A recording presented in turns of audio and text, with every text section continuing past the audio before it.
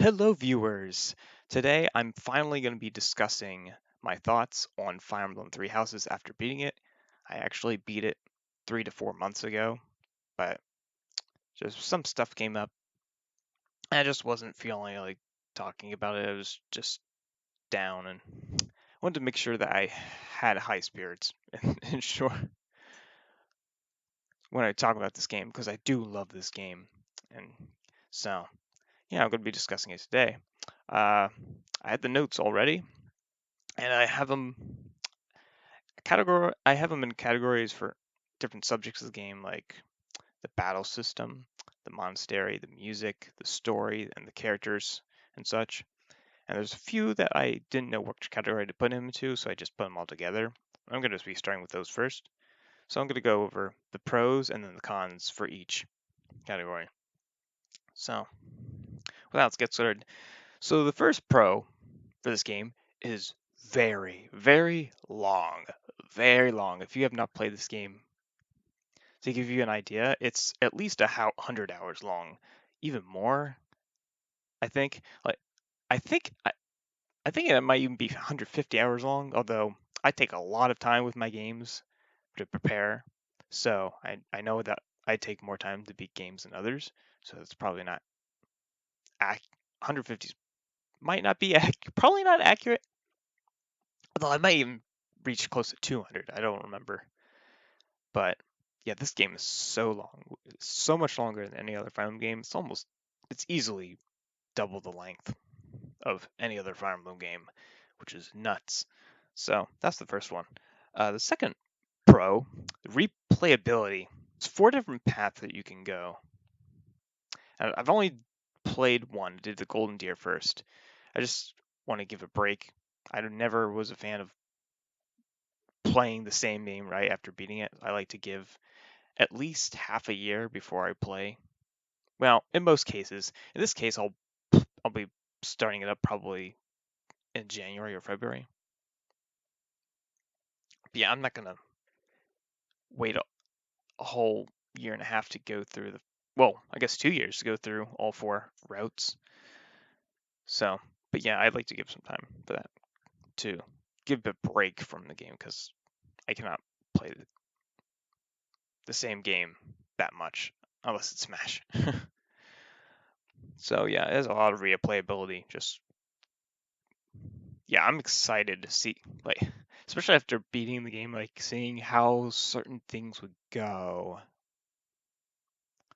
in the other routes. I'm I'm not torn. I'm not sure. I think I'm leaning on doing the Blue Lions, but I'm not. I don't know. Like I want to see what the Black Eagles route's like too. I'm just yeah. I'm like Fates. Like each route, like Fates, like it didn't really feel that different from each other. I feel like it's going to be a lot more fun to explore all the paths in Three Houses. Yeah, like Fate. Yeah, but I'm not going to get into too deep in that because this is going to be a long video already. And the last pro in this category of just random stuff is this game is unique. It is very different from the other Fire Emblem games, which I appreciate. As a whole, Fire Emblem, the series has not been that changed that much since the game started coming out in the US. But they did a lot of different stuff. Yeah, like they got rid of oh, what was it? There's something that they got rid of the weapon triangle, which I think the early games in the series didn't have a weapon triangle, if I remember correctly. I think Shadow Dragon did not. Yeah, I'm going to be discussing some of the other stuff in the new stuff in the other categories, so I'm not going to discuss it too much. But yeah, like the whole monastery thing. Like, I mean, they've done similar things to it, but not to this degree. Like, Fates had like the whole whatever you call that in between chapters. I mean, that was not even close to this though. Like anyway, I'll just say that for later. I'm gonna go into the next category, which is story. Story pros and cons, and there's quite a lot. Story is very important to me. It's one of the things that I look forward to the most in a video game.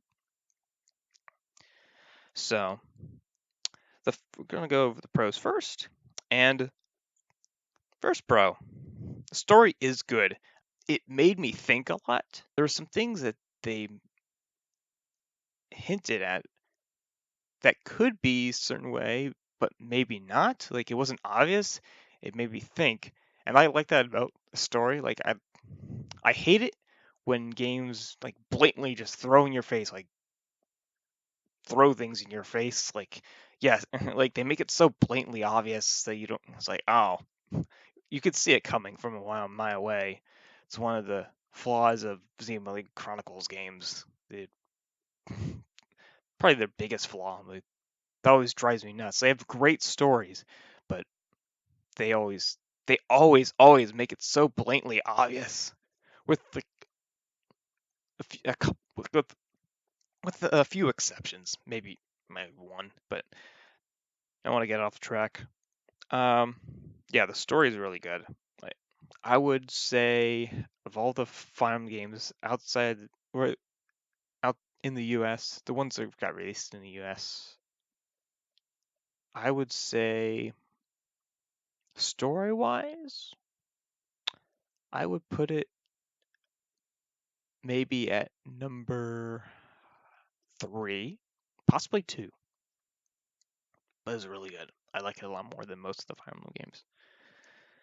So, and the next pro, the cutscenes are animated. This is something they've never done before. It's completely new.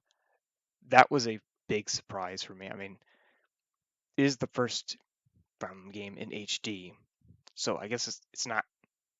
It shouldn't be that big of a surprise, but it's just it was awesome to see. It's like animated cutscenes. It's like yes. Yeah, that's another pro. Yeah, the next pro, amazing support conversations. Support conversations, that is the thing that I like the most about the Fire Emblem series. So how good they are is very important to me in the Fire Emblem series. And they did not disappoint. Like most Fire Emblem games, these are really good. Yeah, there's so many good ones. I love how some of them tie in with the story. They have a few where you can't get to a certain point until you've gotten to a certain point in the story, which I think is pretty cool. I don't think they've ever done that before. I think that's new. I could not like I know what my first couple favorite supports are, but after that, so I was like, I have no idea. There's so many good supports. I love them all, especially with Claude, the ones with Claude or Annette or Raphael. Those are always hilarious. And another pro for this game is that the characters are you can connect to them. I feel like they're like a lot of these characters they all have their own strengths and flaws. They all have their own flaws that I think a lot of us can relate to. Some can relate to some can relate to others. And I really like that about the characters in this. I'm not sure why I had that under story, but oh well, there it is. I did forget to mention that there are some spoilers that I will be mentioning throughout this video in terms of story. So this next one I'm going to be spoiler going to be mentioning. So give you 10 seconds.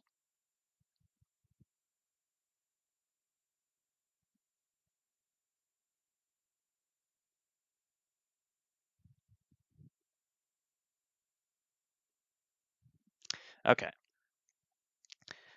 This next one of the things that I really liked about the story, the time skip. The first chapter the first chapter after the time skip. That that chapter made me, to be honest, made me cry. That was such a heartwarming chapter. That might be my favorite chapter in any Fire Emblem game. I could not stop. I could not stop shaking throughout that whole chapter between just seeing the characters all grown up just after after 3 years, I think it was, and between that and the music, it was so it was it was amazing, unbelievable. Like that, it, I cannot praise that chapter enough. That was such a good chapter. I love that one chapter so much. That was, yeah, my favorite point in the game. Like that whole chapter, it's so good. I love it. Just thinking about it is making me shake. So the next pro, decisions matter. The decisions that you make in this game do matter. Like I've in previous games, like Fates, like they Nintendo made it seem like, you know, make decisions and that they the outcome, but they really don't. Where in Three Houses, the choices you make do actually matter. If you do not focus on getting certain characters, if you do not get them in your party after a certain point, uh, then you cannot get them. They are So that's one thing. That one option to choose to go the fourth route. That's a choice that completely changes things, I'm sure. I did not try that one. I'm probably gonna do that. I'm not sure if I'm gonna do that one last or before the Black Eagles. I don't know. But yeah, the choices actually matter, which I appreciate. It always bugged me how in Fates, like, your choices didn't really seem to matter. Like, I hate when games do that. Like, so you have different choices to pick, but ultimately they don't matter. So you don't have to think about them. Just pick a random one. All right. So now onto the cons for stories. And the first one was predictable plot twists. I've mentioned how having a story be predictable bugs me a lot. They hinted at so many things in this game, in the story. Like, they made it so blatantly obvious. Like, for example, I'm trying to think of some. There was like they uh Edelgard working together with I can't remember his name, but they've had when oh Caspar mentioned Edelgard, being strange how Edelgard was with his father. And there was another incident where a classmate from Black Eagles mentioned, oh, I forget what she said about Edelgard, but it was just so blatantly obvious. They made it so blatantly obvious, like, that Edelgard was up to something, and they also made it blatantly obvious that Tomas was a imposter. They made it like they made it obvious that Gerald was going to die. Like, just simply because you couldn't give gifts or recruit either Gerald or Tomas, but you could do that to all the others, the other the knights. And there were some other things too. It was like, those are just a couple of examples where they just made things so blatantly obvious. There's a lot of foreshadowing, is what That's what I mean. And they make it obvious. Even Dimitri, like, I mean, Felix, he makes a comment like the chapter before you find out. I think before you find out Edelgard was a Flame Emperor, where Dimitri goes mad, or starts the route of going mad, or just starts down the path of going mad. He Felix make a comment like, "What are you?" He's like, "What are you doing? You've got to do something, or the Boar Prince is going to get himself killed, or something like that." And that's exactly what happens in part two. Now that did did not think much about that. Although looking back when yeah, that's not yeah, that's just an example of some of the many foreshadowing in this game, like which Fire Emblem has done foreshadowing before, but not to this degree. And even Rhea being a dragon. I mean, they didn't really make it blatantly obvious that she was a dragon, but I was still able to predict it. Maybe it was I can't. There were some things I can't remember what it was that made me think she was a dragon. But I mean, there had to be a dragon somewhere in the game. Like you can't have a Fire Emblem game without a dragon.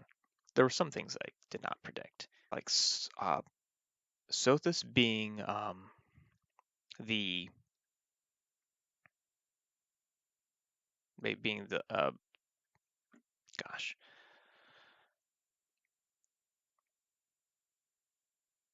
the goddess. Not did not think of that. Did not predict that. I know there's some other things I just can't think of. It's been too long since I've played. I think, can't remember all the details. But yeah, they were good plot twists. They just made some of them a little obvious. Another con is the S support hints when you can marry.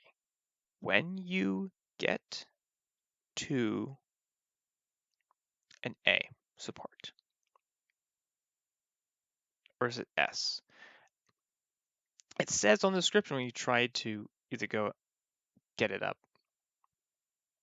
it says you cannot marry or something. I forget the exact wording, but you essentially you can't get the S support until after the war's over. It just straight up says you cannot. What? It's like, okay, so what that means either there's more story after the war's over, or you can't get an S support until like the very end of the game. I mean, think about it. I mean, you don't really have to think that hard about it. I mean, like, okay, like that's literally the only two possibilities that could mean. At least not that I can think of. Like, I can't think of any other like outcome. Yeah, I think that was just dumb. So it's a big mistake on Nintendo's part for doing that. Like that ruined it for me. That took out some of the fun for me. It's like, oh, yeah, and I did not like how I did not like how they handled the marriage at all. I mean, it was cute, but like, don't put at the very end of the game. You don't even get to. I don't know. I wasn't a fan of that. Yeah, speaking of which, the another con, the an unsatisfying ending. Just the way it ended was just so meh. It's like, okay, same old. This guy is dead long ago, came back, which was also predictable. It's just, and it just is like, okay, we beat the guy. The story's done. Like nothing. You had the fight, and the story ended. There was no dialogue after that. It's just so disappointing. Such a disappointing ending. All right, so that's all for the story, pros and cons. Now we're going to go on to the characters, the cons and pros, or pros and cons for characters. Starting with the pros, the characters are great. I love, love, love, love, love the characters. They are great. They all are unique, have their own, well, unique in a sense how they're different from each other, and a good number of them are different, I think, from previous Fire Emblem characters. They have a very anime feel to them. If you like anime, if you like anime traits, you'll love probably love these characters. They are the definition of anime characters. There's yeah, which is great, but I've seen these types before, like these types of characters before in anime because I watched a good amount of anime. Although there were some really refreshing characters, unlike with personalities unlike any that I've seen or seen very often. Claude being one of them. Oh my goodness, Claude. I could make a whole video on Claude. I love that character so much. I am so glad that I changed my mind on going the Black Eagle route. I initially started on the Black Eagles, and then a couple hours in decided to go the Golden Deer route because my sister, who also plays the game, chose the Golden Deer route, and I wanted to be able to discuss thoughts on the game and the story with her. So yeah, the characters are great. And another pro, the voices are great. The voices for the I don't know, can't speak about the Japanese voices because I had the English voices for my first playthrough, but I think the voices they fit the characters so well. I really do. I can't think off the top of my head. Yeah, hold on. I'm going to quickly get a picture. Actually, no.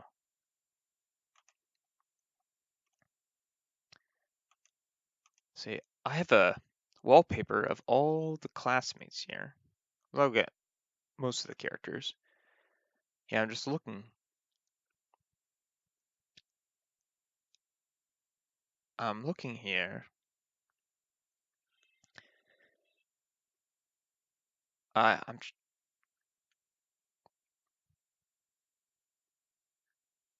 yeah, I'm looking. I don't see any character like that stands out as like, oh, this voice does not fit the character at all.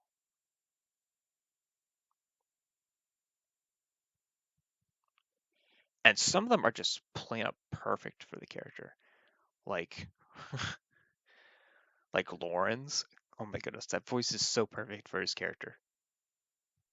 Marianne, who's the voice person who voices Haru from Persona 5, and I think is the voice of Celica.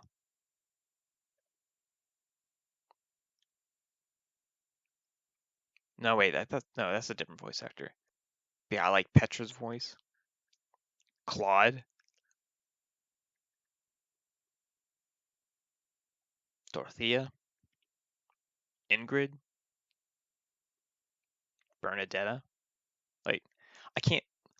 So many of these voices, they fit the character so well, and I can't think of any that just doesn't is bad for the character. So that's a good. That's another big thing for me too. Like how the voices. It's not the biggest thing. Like I've played games where the voices are just terrible, straight up terrible, but I was still able to enjoy the game. It's not a deal breaker for me, but it's nice. And another pro, this game has one of my new top favorite Fire Emblem characters. I'm not going to say who it is. I mentioned this before in a previous video, I believe. I'm going to be making a. Oh no, no, I'm going to be making a tier list for Fire Emblem 3 Houses characters.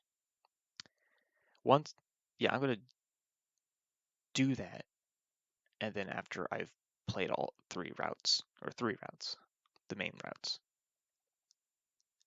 then I'll do another one after I've seen the story for all the characters. Yeah, I'm not going to give away who the character is. Another pro is a great sense of bonding with the characters, from the supports and all the activities you do with the students in the monastery, and just the whole teacher student thing is just it gives a better, I think, a better sense of bonding with the characters. I think they did a great job in that area. And another pro for the characters, the appearance change after the time skip. Like, it didn't even cross my mind after the time skip that they would have a different appearance. So that made even more, blew my mind even more when I saw it. Yeah, I love that touch that they did. Just seeing, again, seeing the characters. It's just, like, some of the characters I'm not a fan of their appearance after the time skip, but it's still cool. It's still a nice touch. I really appreciate that. That's one of the things I like the most about this game. Again, like, the whole time skip thing is just blew my mind. I really wish I had that recorded. I'm so mad that stupid streaming thing or recording thing messed up one of my recordings. So now onto the cons. And the first con, biggest one in this area, I think, the protagonist is not an actual character. It's just a custom-made character. And there's no customization whatsoever.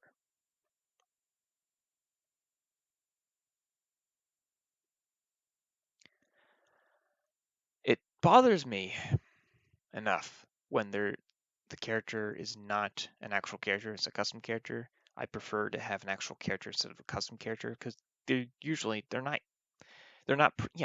really, they don't feel like they're really part of the story. They're just kind of there, and they're always like mute or don't, or it's just so bland. So I'd rather just have an actual character with, a character. But to make it even worse, you couldn't even customize your character. The only thing you could do is choose if you're male or female. That's it. You couldn't even customize the character. You didn't even have the options that you had in Fates and Awakening. Like, why? If you're going to have a custom character, give customization options. I don't understand. Like, this might be my biggest complaint about the game. It's just so dumb. It makes no sense. The only the only thing that would make sense if they for some reason couldn't handle putting it in, like, it would be too much. They already had enough that couldn't handle. I don't understand. So maybe that's not even doesn't even make sense. But, like, I just don't understand. It just bugs me so. It rubs me the wrong way so much. So the next con, there aren't that many unique characters. So I mentioned the characters are good, and they are, but they're not really unique. Most of them are not very unique. It's like there are a lot of characters like, okay, I've seen characters like this before. Like the character Raphael, the character that loves to eat.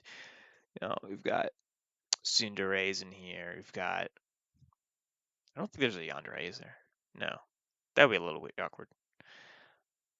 Yeah, Lysithea, this is Tsundere, to name a couple. There aren't that many new characters. There were a few, but not many. Annette was one of them.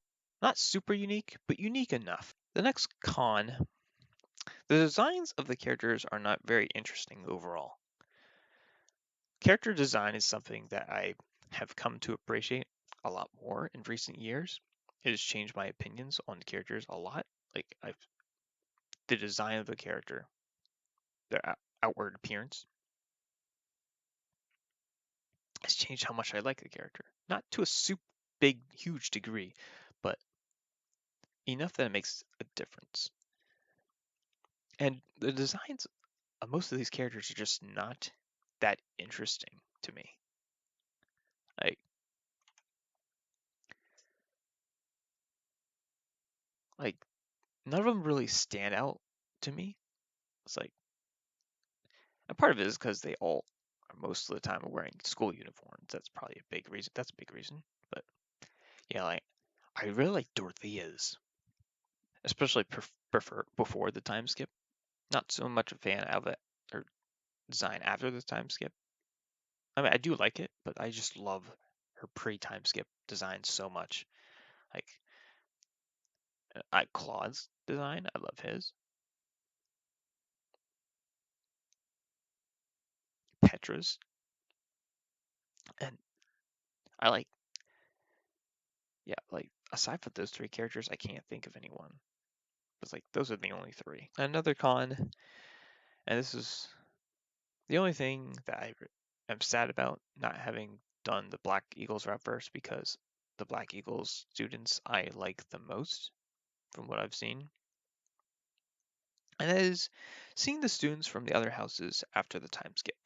It ruins the reunion for the other playthroughs, because you've already, like, part of what makes the reunion special for me was seeing them grown up, and seeing the other students from the other houses after the time skip, that ruins it for the other playthroughs because you've already seen them grown up, and it's not the same seeing them just randomly without any introduction after 3 years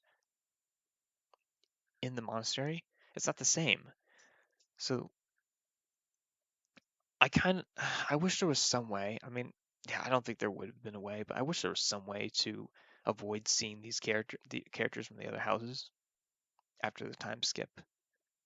Even if that would have made it awkward, a little awkward, not ever seeing the characters again after the time skip. I I think I would have preferred that, just to make, yeah, to make the other playthroughs, they give them more value, and just to be able to experience that, seeing the your student's growth more than once. See it 3 times. Yeah, so that's a huge downer for me. All right, so that's it for characters. Now on to battle and monastery. Pros and cons. So the first pro, it felt great. It felt rewarding for doing anything. Like anything you did in this game felt rewarding. Like they rewarded you for doing everything.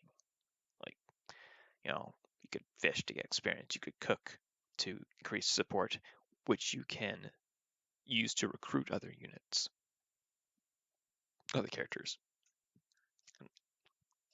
You could battle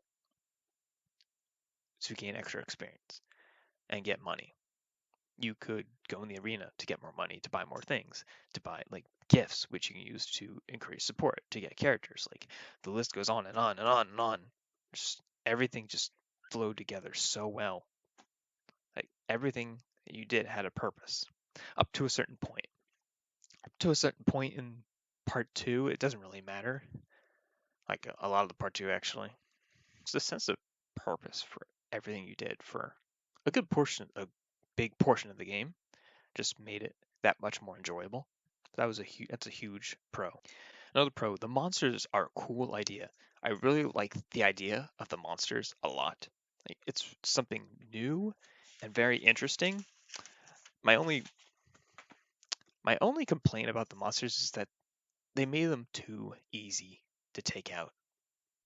Oh, you see why in another category or another con in a con. Okay, so another pro. The weight system is a good idea. The weight system, it helps balance weapons and some classes. Like there's some classes that there are some classes in this game that are better and some that are worse due to the weight system and the weapons too. Like like wyverns, like wyverns, little, they've always been, I think, like wyverns, in my experience at least, have always been that the kind of class, they're really, really good for most of the game until you get near the end of the game when they just can't survive a couple, one or two magic units. In this game, they are so freaking fast. Like Hilda, she was almost as fast as Ingrid, Pegasus Knight. She had like Hilda had like 40 speed. It's like ridiculous. She's super fast, super strong, and has a lot of health. I mean, she's a glass cannon, but my goodness, and the skill helps too, which a skill that the class skill that you can get to give avoidance when you do nothing. A bunch of abilities, like she was untouchable, but pretty much untouchable. I mean, if she got hit, but like she could take many hits, even though she had low defenses. So yeah, that's just one example. And the mages, I think they were really well balanced. Like they lost a lot. They were really powerful, but they also lost a lot of speed due to the weight system and just some of the weapons that they balanced by making them heavier. That balanced them out. The weaker weapons, they have a use in the late game. It's not like in other Fire Emblem games where you very quickly don't need iron weapons anymore. Like they have uses because they're so light, and hit percentage on weapons is a big deal in this game compared to others. Like in previous Fire Emblem games, you would get most of your hit percentage, a lot of your hit percentage from your skill. It doesn't give as much hit percentage in this game. Like if you do not have a weapon, well, with the exception of a few classes, or if you have the archer skill that gives plus the 30 hit percentage, with with exception of those, if you don't have a weapon that gives more than 70 hit percentage or 80 even, there's a good chance you could miss. Which like it was very easy in previous Fire Emblem games to get 100 hit percentage all the time with almost all the classes.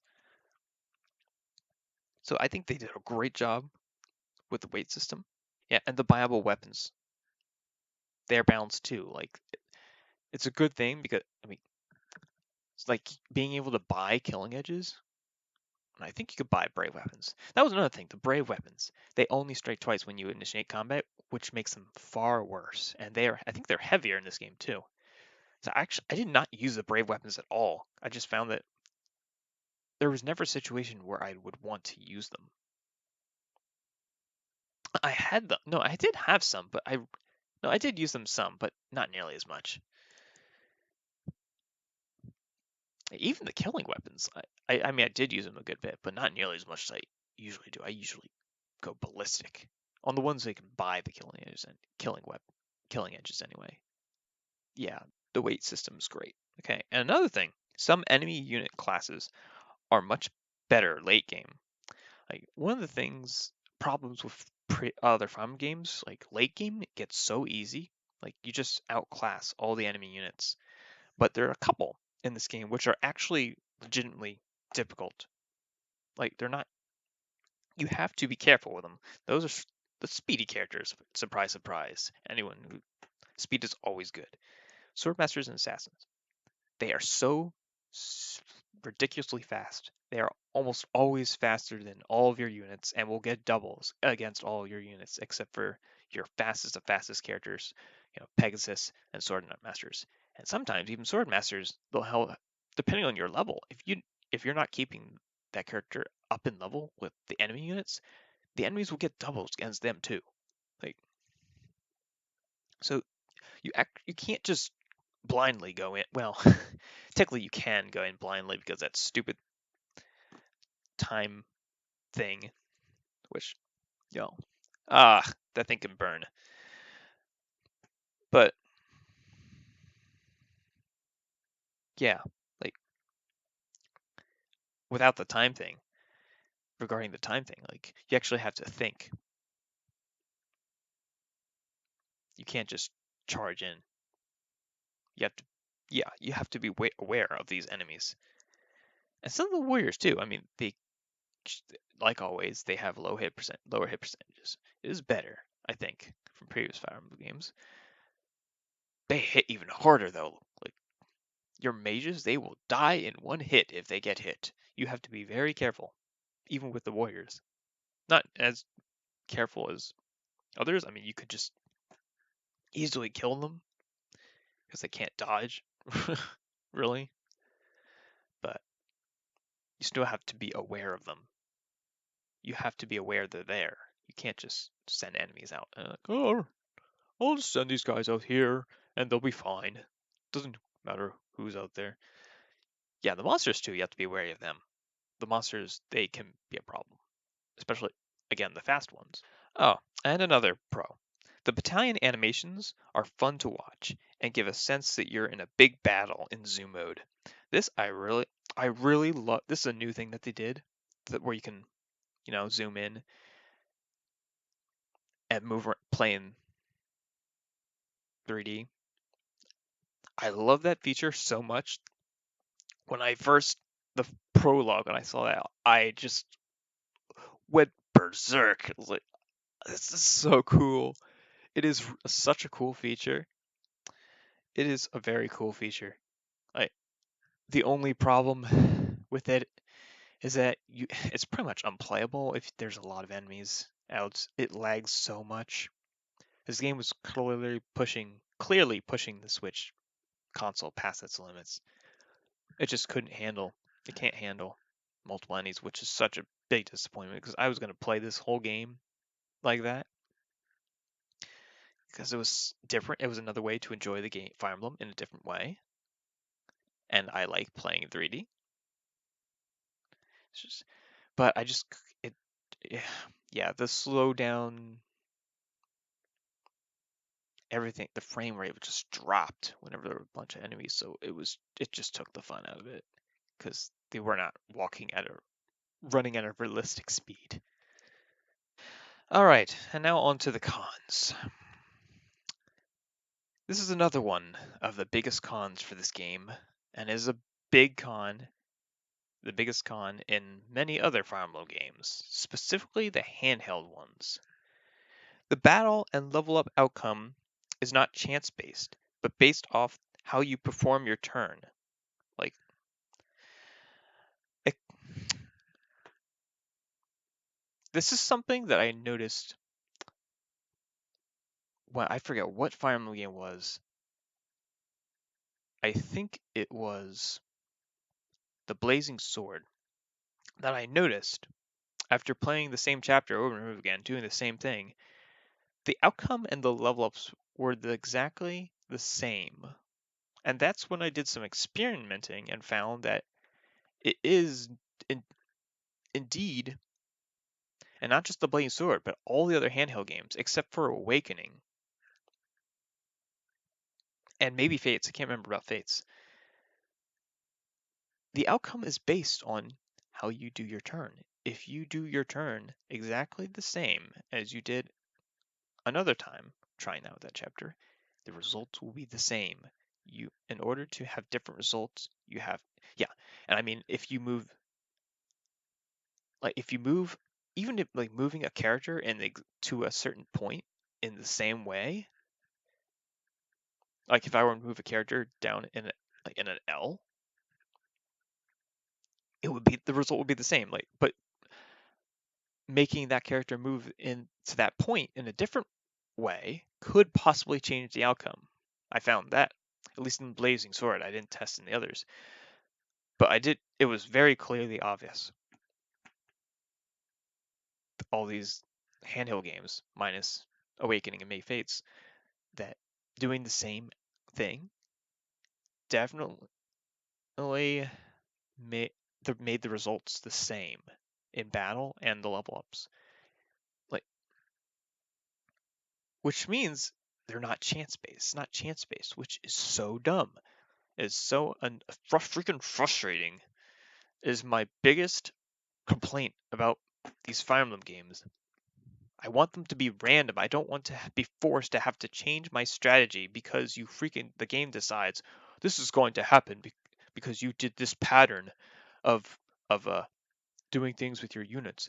It's so stupid. Just let it be randomized, not let it be random. Random outcome. It's not random. It's not chance based. Like you have hit percentages. How is that chance based when it's not chance based. It's based on what you do. It's not random. How can it be chance based? It's not.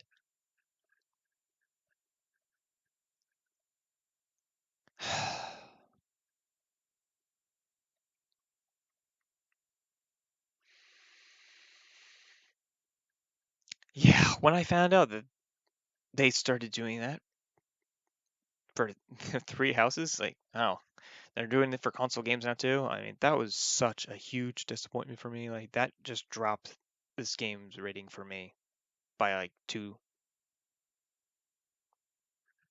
because it just makes such a huge difference. And you can take advantage of this too, like if you get a good level up. You could do it over again to get a good level up, which I mean depend that could be a pro or con depending on the person. Just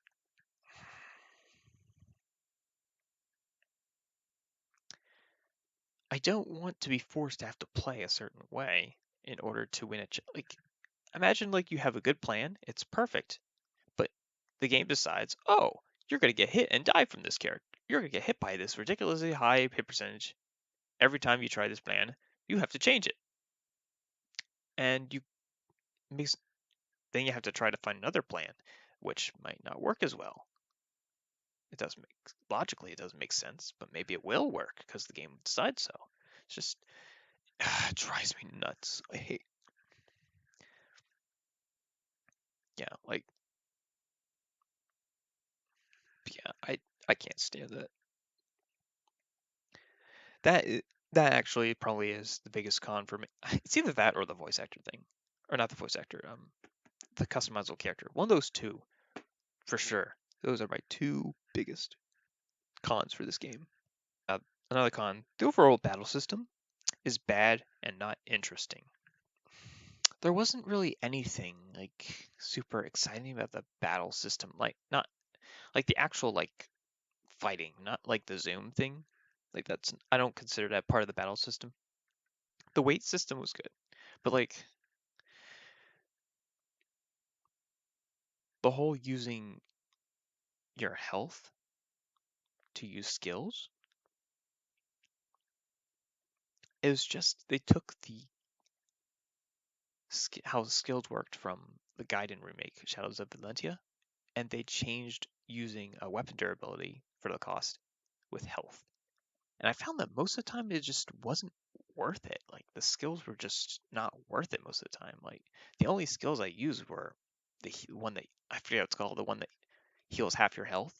I used the ones that didn't use anything. And with the exception of I can't believe I'm blanking out, but the first bow one that you get, the one that gives you 2 to 3 range and extra 30 hit percentage, I think it is. I use that one a lot.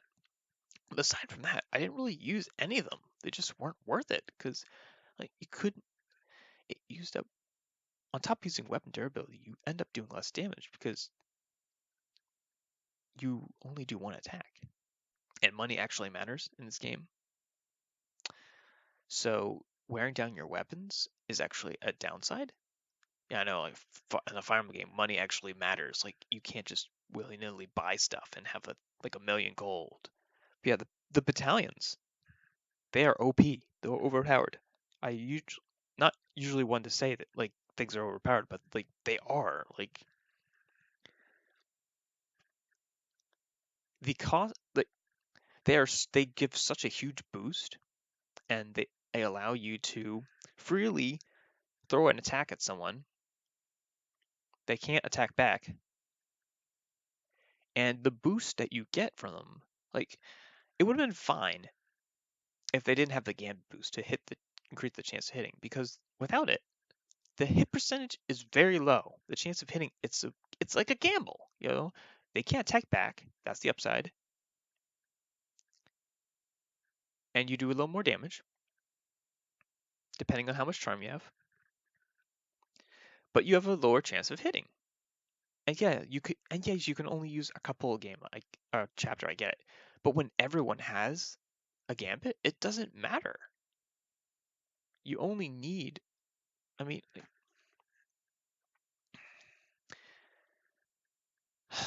it's like the gambits just aren't fair. Like you just always have, once you get some supports with characters, you want to have your characters close anyway, so you're always going to have gambit boost. It's always going to be 100% chance of hitting, and it's always going to be extra damage that they can't attack back if they don't die in one hit for free. And the cost to repair the battalions is like nothing. It never had a problem with paying to repair every single chapter. So it's ridiculous. Like they needed to do something. If again, they needed to either not have the battalion boost or they have to increase the cost of the battalions a lot. Like they had to do one of those two things, or at least allow the enemies to attack back from a battalion. I don't understand that at all. The whole not being able to attack back. That doesn't make any sense to me. Yeah, those are like the main problems I had with the battle system. It's just there was nothing interesting, and there was just all these problems of balance, with the battalions, and just it wasn't worth using the skills. Most of the skills, it's just there's nothing interest. I mean, there was nothing interesting about the battle system. So another big con because battle, the combat system is one of the two most important things for me. The two most important things for me are of course, the gameplay, like actual like fighting stuff, battles. That and the story and the characters too. So I guess three. Those are the three most important things for me. So this was a big upset for me. I know it sounds like I dislike this game, but trust me, I do love this game. I'm not gonna say where it is going to be, where it is in my Fire Emblem, a list of Fire Emblem favorite Fire Emblem games because I'm gonna be making a tier list for that as well. Okay, and another con, the battle animations are boring. They're just they're just boring. I mean, I don't have much to say about that. Like they're not very interesting. Like, like the mages. I mean, the mages are usually boring, but like they're even more boring in this game. Like, and the victory animations, like they're just not interesting. They're just not. They need to have like Radiant Dawns were amazing. They're with the very first game to have the battle animations. They were so good. Oh my goodness. But yeah, I don't have much to say about that, other than that the animations in this game are bad. Three Houses are bad. Yeah, and another con, I talked about the zoom feature. I already talked about that, so I'm not going to say anything. Yeah, how it lags with many units. Another con, the weight system is not explained, and it's confusing. They never explain, they never even explain how the weight system works exactly. I still don't know exactly how it works either. All I know is that it's based off strength, like how much speed you lose, attack speed you lose, is based off the difference. It's based off your strength, but it's not like in Path Reigns, for example, where if you lose speed equal to the difference in your strength and the weapon's weight. If your strength is lower than the weight, if your strength is equal or higher than the weight, you don't lose any attack speed. It's not like that, but strength definitely does reduce how much attack speed you lose, because you noticed when using rally strength that before when my character would not get doubles, they got doubles after rally strength. And I tried to figure this out, do some math, but I could not figure it out. Like it's not like one third your strength. It reduces your attack ability by 1/3 your strength. Like, I couldn't figure it out. I tried multiple different things. I'm still, yeah. It's just, it never explains it, and it's confusing, which is really weird to me, like that they don't explain how it works, because it's such a confusing thing how it works. And it's weird, like they wouldn't even, yeah, why wouldn't they explain it? It's a feature of the game, like why not explain it? Yeah, that is just, that one baffles me. Okay, I guess I didn't have one for the monastery category, but this next con. The monastery gets repetitive in part 2 and didn't feel the need to do much each week. So I had mentioned before in how I think yeah, I mentioned this before in part 2 how the monastery does get repet where you don't need to do as much. Like in part 2 you just don't, because at that point you can't get any more characters, so you don't have to raid support, and your support with your party, most of it is going to be max anyway because you have to wait, or some of them you have to wait. But I guess it depends on the person too. Like I did a lot of with my time in the game. I did a lot of getting support with people. So I mean, for someone else, they might do more battling or something.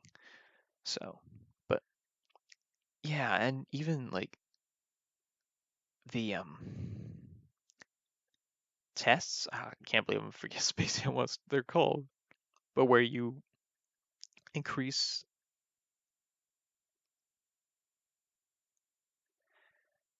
your students' uh, weapon durability. Like I found that most of them didn't really need to get any more of anything. They were like uh, actually made a mistake and slowed down for too long on focusing on their main weapons, and I didn't get any of them maxed out by the end of the game.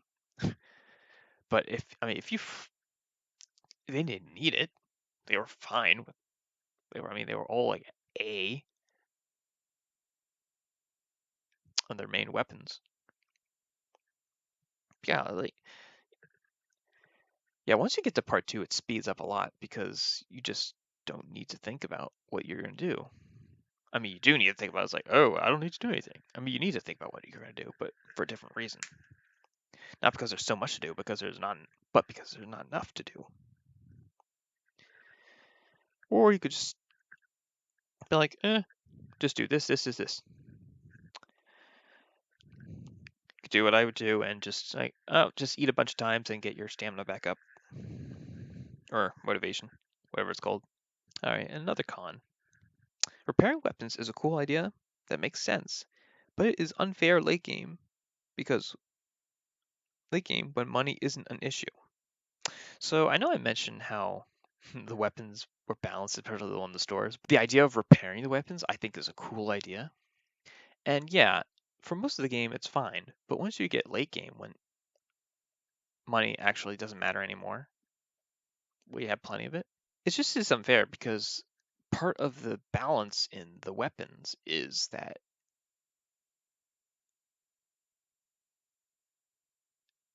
yeah, just having them break and having to pay for them to get them back is part of the balance. So not having to worry about that throws off that balance. Yeah, like some of the stronger weapons, higher weapons. Oh, what weapon was it? Not the killer weapons, not the brave weapons. I can't forget what it was. There's certain, yeah, and then there's those random like S weapons, I think, or are they A? I can't remember. The really super powerful ones. But there was another weapon. There's another or series of weapons or something. I can't remember that. Just is unfair when you can just keep repairing it over and over. Oh, you know what? No, is it the Wodeo? I don't think it was the Wodeo, but maybe it was. I feel like it was something else. But yeah, just that throws off the balance. And another con, a big one. This game is incredibly easy. You do not need to think. And that is because of the time. The time, whatever it's called, the same one they had in the Gaiden remake, Shadows of Valentia. you don't need to think because you can just if something bad goes happen, you can go back any number of moves you want, pretty much for free. I mean, by the time you like the number of that you get, and it's dependent on how much you use uh of the points that you get at the monastery to you know that's where the statues are. I mean, but like you get so many. Like it's very rare to run out unless like something goes horribly wrong over and over, or you're just not really aren't thinking at all. And actually, it happened a couple times because I got. Oh yeah, oh, that's right. I got in a situation where if I did a certain thing, the same result would happen. But if I did something else, it wouldn't be good enough, and they would die anyway. And that happened a couple times, and that's part of yeah. Again, part of the reason why I hate how everything's not random. It's it's predetermined based on what you do. But uh, yeah, this game was it was really easy. Yeah, the only time that I'd lose is when the game decides that you're going to not be able to dodge this attack that you should be able to dodge no problem ever as long as you keep doing this pattern or a similar pattern. Yeah. All right. And the last con for this category, for the battle category, the maps were not interesting. They used the same old landscapes that they always do. Yeah, the maps they just weren't interesting. They didn't have any. Like, there were no. They again, yeah, they used the same landscapes.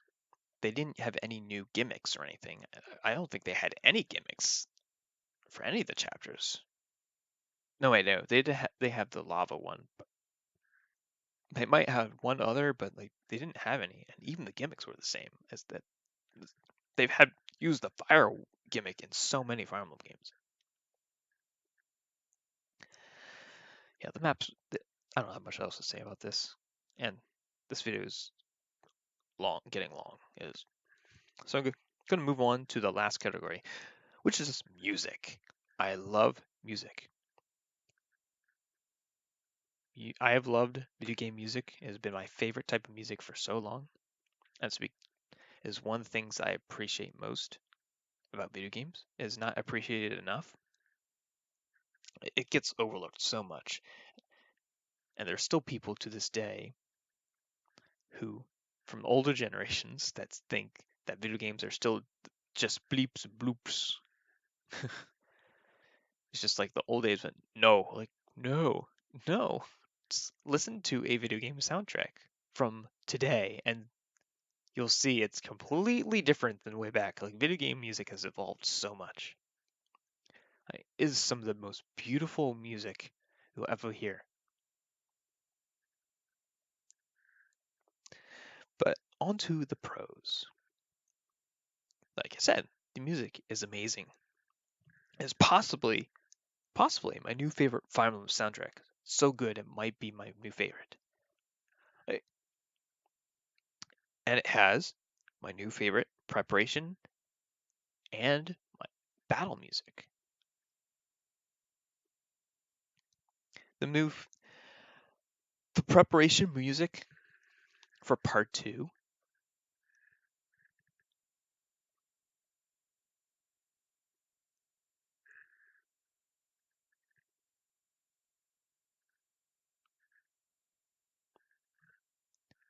When I first heard that, it blew my mind. Yeah, the music in part two especially is so good. And the battle music for part two is so good. And the battle music for the last chapter of part one is so good. And the battle music for part one is so good. And there's others which are so good. The music for the end of part one and the music for part two, they were so good. it actually made it hard for me to concentrate. I couldn't concentrate on the chapter because the music was so good. That's how good, like how much I love this music. Like those two are probably my second and third favorite Fire Emblem pieces, right behind my favorite being oh, I can't, what's it called? I forget what it's called. It's been so long. But the final boss music for Fire Emblem Radiant Dawn, that piece is a masterpiece. It is so, it's the type of music that I like, and it's like 10 minutes long and super, it gets your adrenaline going. It, it just screams final boss music. Yeah, there's final boss music, and then there's ones that are like, that was, it's final boss music done right. And I'm not saying, and there's plenty that do that, but some final boss music just feels underwhelming. This Brilliant Dawns does not disappoint. It just screams, "I am powerful. I am worthy of final boss." And rightly so, seeing as who the final boss is. I won't spoil for anyone who has not had the opportunity to play the game but wants to. It is a lot cheaper, I will say, today than it used to be. It used to be like, to get a used copy, it was like $100. You can get a new copy now for like, I think, 80.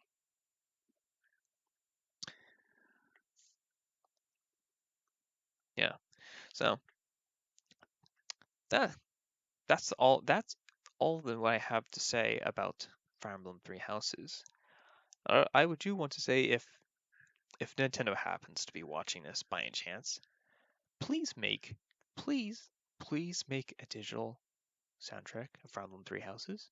I will buy it. I love the music to death. This music is so good. Please, please, please, please, please make it. I've seen, I saw that there's Xenoblade Chronicles 2 digital soundtrack. I bought that in a heartbeat. I bought the music for the sequel to Xenoblade Chronicles 2. Please, Nintendo. Please, please. Okay, that's it. That's my review on Fire Emblem Three Houses. Upcoming. Yeah, so at some point, I'm going to be making a tier list for Fire Emblem Three Houses characters, a tier list for the Fire Emblem series, like where I rate all the game, not rate, I mean, make a tier list for all the games in the series. So I have that, and I'm going to do something that I haven't done in a long time, which I used to do all the time as a kid, is create a top 50 favorite fictional characters list. I looked for my old list, and when I checked, the date for it was 2014. That's all 5 to 6 years ago. Wait, when is the date? Hold on. Oh wait, no, that's on my other laptop. Yeah, it's so long ago. It's on my previous laptop, which I happen to still have, and it still works. Yeah, I forget what month it is. I think it might have been the middle of the year. But I'd have to check. But it's been 5 to 6 years ago since I last made this list, and my opinions on what makes a good character or what I like in a character has changed so much. Like I said, this list was before I've come to appreciate character design. So there's going to be a good chunk of characters that are going to be onto this list. I can think of a few off the top of my head. And there's a couple characters that might be on this list. I haven't actually looked at the list yet. So it'll be fun to take a look at the list and see what characters are on there and say, "Oh my goodness, like this character who I love is not even like going to be taken into consideration," or "Oh my goodness, this character's not on here." But yeah, as I'm going to be recording as I make that and uploading, as I make that list and upload it. I'm going to go through the process of looking at the old list, um, going through the games and anime that I've watched since then, and add, make a list of the characters that could make the list, and then I'm gonna do that. Then look at the list, my old list, and eh, um, make look at the characters and pick out some which I would replace for some of the characters that I want to add to my new list. And yeah, I'm gonna go. That's gonna be a that's gonna be a lot of fun. I especially after not doing this for so long, it's gonna be. I mean, there's gonna be a lot of characters.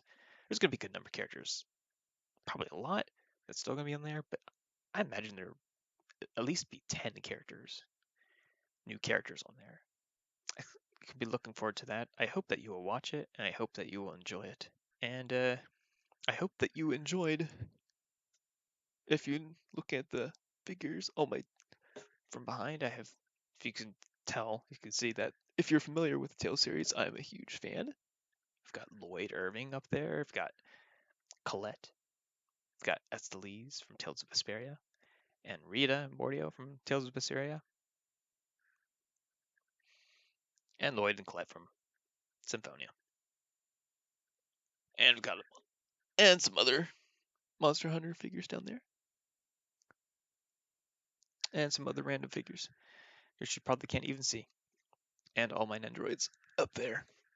We've got Futaba Sakura up there. We've got Sakura. Speaking of Fire Emblem, we've got Sakura from Fire Emblem, and Elise is up there, but I don't think you can see. But yeah, thank you for watching. I hope that you enjoyed this review. If you please share any thoughts that you have on Fire Emblem Three Houses, I would love to hear them.